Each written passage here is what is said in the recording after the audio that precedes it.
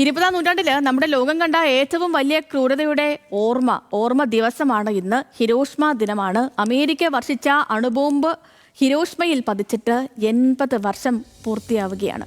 ഒരു റിപ്പോർട്ട് കാണാം.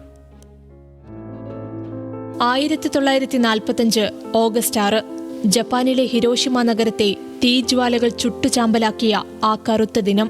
ലോകത്താദ്യമായി അണുബോംബ് വർഷിച്ച ഇടമാണ് ഹിരോഷിമ.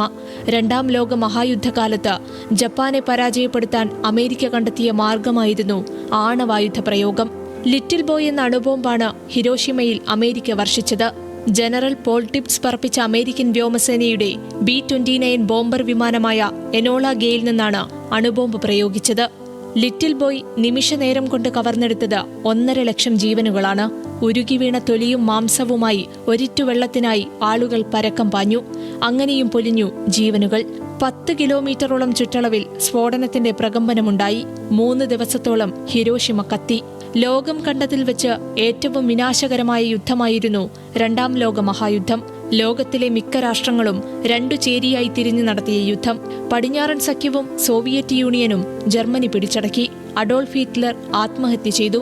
ജർമ്മനി നിരുപാധികം കീഴടങ്ങി. ഇതോടെ യൂറോപ്പിലെ യുദ്ധം അവസാനിച്ചു. എന്നാൽ ജപ്പാൻ കീഴടങ്ങാൻ വിസമ്മതിച്ചു. ഇതോടെ ജപ്പാനിലെ ഹിരോഷിമയിൽ അമേരിക്കൻ വിമാനം ആദ്യ അണുബോംബ് വർഷിച്ചു. ഇതോടെ ജപ്പാൻ കീഴടങ്ങുമെന്ന് സഖ്യകക്ഷികൾ പ്രതീക്ഷിച്ചെങ്കിലും അതുണ്ടായില്ല.